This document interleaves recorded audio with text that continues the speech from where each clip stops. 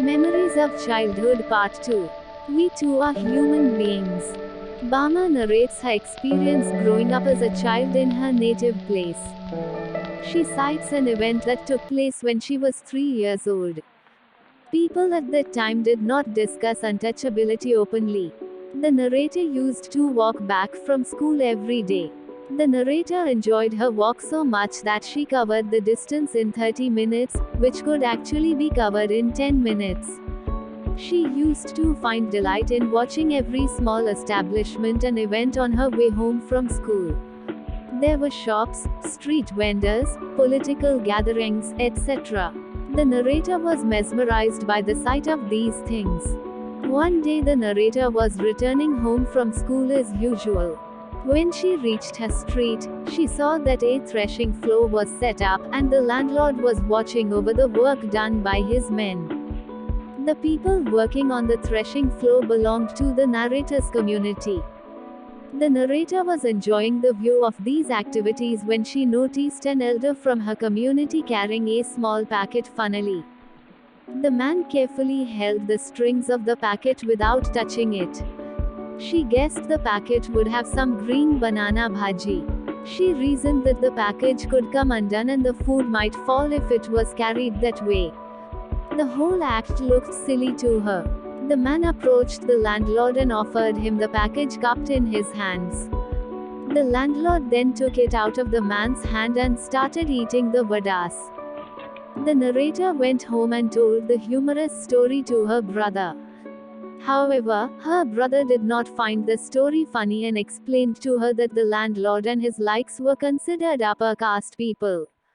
Since touching people who belonged to Bama's community could pollute the upper caste people, that is why the elderly man had to carry the packet by its strings. The narrator was infuriated to hear this and did not find the incident funny anymore. The food was first wrapped in a banana leaf followed by the wrapping paper.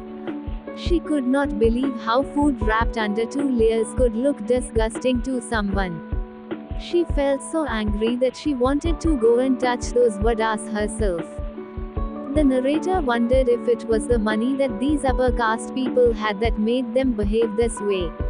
She felt that people from her community should never run errands for the upper caste people. They should just do their work, collect their salaries and leave it at that. When the narrator's elder brother, who studied at a university, returned home for the holidays, he often went to the library in the nearby village to borrow books.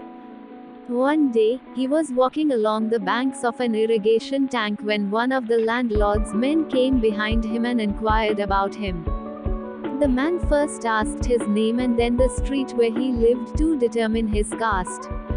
The narrator's brother explained to her that because they were born in this community of untouchables, they were deprived of dignity and respect. The only way to counter that was to educate themselves. That way, they would receive recognition and people would engage in meaningful relationships with them. The words that her brother spoke that day made a profound impact on the narrator's mind. She studied very hard and stood first in her class. As a result, many people became her friends. Conclusion of Memories of Childhood.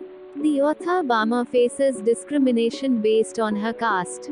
As an innocent child, she felt completely disgusted to learn that people could be so inhumane towards others only because they considered themselves superior to them.